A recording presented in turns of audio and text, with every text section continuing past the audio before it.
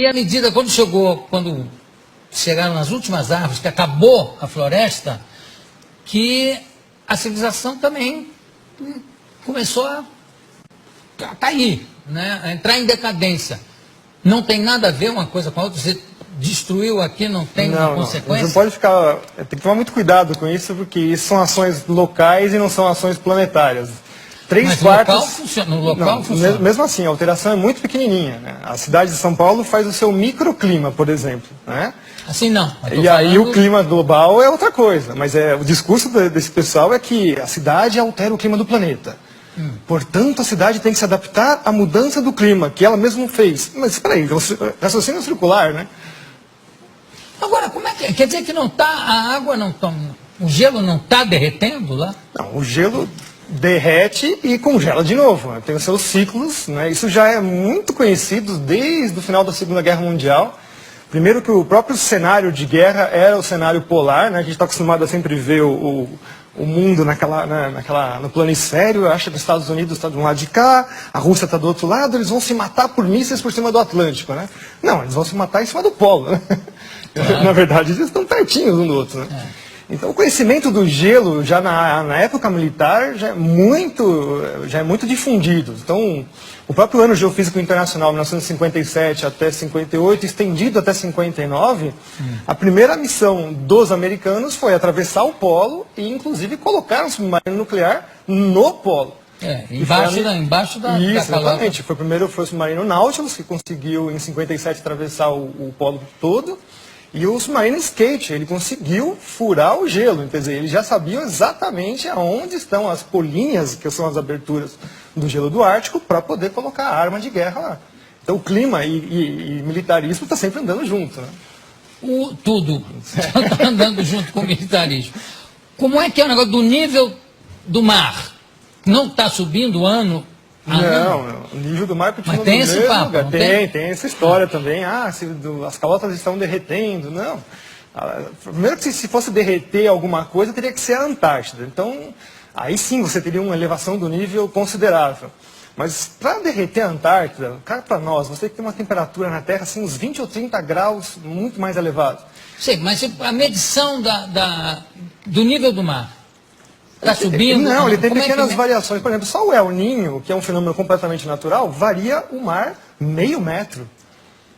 E aí os piores cenários do IPCC, que é o painel intergovernamental para a mudança do clima, né? O pior cenário deles é 50 centímetros. Em quanto tempo? Em 100 anos. Mas não tem uma medição feita pelo Capitão Cook? Tem. Tá, de quando é? Acho que é 1780, mais ou menos. E de lá para cá? No mesmo lugar. O nível do mar está no mesmo lugar. Então, que alívio que você me dá. Isso, nossa. Não, tem uma situação mais engraçada.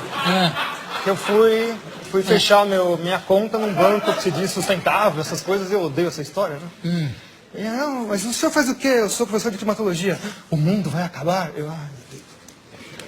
Assim, as pessoas estão assim, apavoradas, o mundo vai acabar. Não, a Mariana estava preocupadíssima, inclusive ela tampa tudo que é espelho até hoje, com medo de ver o reflexo do aquecimento global. O aquecimento global virou o bode expiatório para todos os males da humanidade.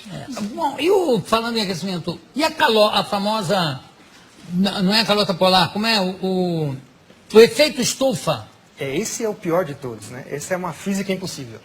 Ai, eu estou tão contente hoje. Quer dizer, o mundo terminar em 2012, nem pensar, né? De jeito nenhum. Tá. Então vamos para o efeito estufa. Como é que é? O efeito estufa é a maior falácia científica que existe na história, né? Primeiro que ele é baseado num conceito científico que não existe. A Terra tem essa temperatura porque ela tem atmosfera, recebe energia do Sol, tem uma interação com a atmosfera. E por lei dos gases, note, não é uma teoria, é a lei dos gases, pressão, temperatura, né, e volume. Então, por causa de ter uma atmosfera, nós temos essa temperatura. Eu adoro essa discussão assim que os aquecimentistas, que são os que trabalham para o lado do aquecimento global. Não, mas o maior exemplo de que o CO2 realmente acaba com o planeta Terra, acabaria com o planeta Terra, é Vênus. Aí eu falo, é? Tá, qual é a pressão atmosférica na superfície de Vênus? Não sei. São 90 vezes a pressão atmosférica da Terra. Portanto, a temperatura lá é de 400 graus na superfície, não é por causa do CO2, é por causa da pressão atmosférica da atmosfera de Vênus. E Vênus também tem o problema da camisa, né? Que deve ter uma certa influência. Agora, quer dizer que não há o efeito estufa? Não, essa física não existe. Então, o negócio do pum dos carneiros da Nova Zelândia, você já ouviu falar nisso? Já! Não é que é uma quantidade tão absurda de puns que vai causar o apocalipse, porque vai estourar com a calota não, como é que chama? Com a famosa camada de ozônio. Que não existe, né? A camada de ozônio é uma coisa que não existe, né? Não existe? Não. Meu Deus, que alívio que eu estou hoje. Quer dizer que o carneiro pode dar pum à vontade. Eu sei que tem fazendeiros ensinando o carneiro a se segurar. Pode soltar. A história do ozônio é conhecida como, né, nos cientistas sérios, não esses aí que estão aí vendidos chapa branca, que a gente chama, né? Trabalham para governos, empresas, etc. E tal. Cientistas sérios, o próprio pai da coisa é o Dobson, que no Ano Geofísico Internacional se propôs a ir para a Antártica justamente para saber qual era a variação do ozônio na calota polar. Ele já sabia que o ozônio desaparecia completamente na Antártida. E aí, de lá para cá, os caras desaparecem com essas informações e falam que é o seu desodorante que destrói a camada de ozônio. Nossa! Nunca mais eu pego um sujeito fedendo, que eu brigar com ele para botar um desodorante. Aí quando você vai ver o que acontece, é a quebra das patentes dos CFCs, os gases refrigerantes. Então, em 87, começam a terminar as patentes, elas começam a se tornar públicas, você não precisa mais pagar royalties para elas. Então, a indústria toda que detém essas patentes lança um substituto chamado HCFC, que é um organofluorclorado como qualquer outro, mas custa, né, o CFC passa a custar $1,38 o quilo, o outro passa para $38 o quilo. Mas a grande vantagem é que ele não funciona em nenhuma das geladeiras anteriores, ar-condicionado e tudo mais. Então é extremamente sustentável, você tem que vender, jogar tudo fora e comprar tudo novo. Hoje as patentes vencem em 25 anos, então o discurso agora é que os HCFCs milagrosamente descobriram que ele também faz mal para a camada de ozônio e aquecimento global. Que alívio que a gente sente, né? Não, mas o melhor é o preço, que vai ser o substituto. Que as empresas agora falaram que vão garantir que não vai dar mais problema. Né? $128 o quilo. E também não vão funcionar nos outros equipamentos. Eles têm sempre essa jogada, né? Se vocês perceberem agora, mas não é só trocar o gazinho do refrigerante. Parques industriais inteiros têm que ser trocados. Porque existem os sistemas de refrigeração central, caldeiras e tudo mais. Se vocês perceberem agora, todos os produtos estão passando a butano de novo. Os CFCs, quando eles vieram no final dos anos 40, 50, eles vieram justamente para resolver o problema de explosões em fábricas, porque é um gás totalmente inerte, não tem nenhum problema com ele. Então, hoje nós estamos voltando para trás, né? Começo do século XX de novo, por uma mentira que é que esse gazinho destrói a camada de ozônio. Qual é o gás que destrói a camada de ozônio? A hipótese, é uma hipótese de novo antrópica, que nunca foi provada, é que os CFCs, os gases organofluoroclorados, conseguem destruir a camada de ozônio. O butano não. O butano está isento. Ele fica lá, por enquanto, né? Até alguém arrumar um problema com ele. Tem uma coisa que me chama muita atenção, Ricardo, é que sempre que você vê o anúncio de um fenômeno astronômico, a queda de um meteoro, ou um fenômeno geográfico e físico, sempre é assim, a temperatura chegou a não sei quantos graus, que não acontecia desde 1920. A nevasca que aconteceu esse ano não se via desde 1887. Quer dizer que sempre anteriormente teve alguma coisa pior? Sim, nossa, muito pior. Pois é, então por que essa coisa catastrófica, né? de achar que a próxima será a pior. Se nunca acontece Os isso. registros paleoclimáticos mostram coisas assim muito piores, tipo o nível do mar subir 50 metros em 100 anos, a temperatura subir em 50 anos 8 graus, e o pessoal está falando que vai subir meio grau em 100. Que isso, é piada isso? Isso é uma piada.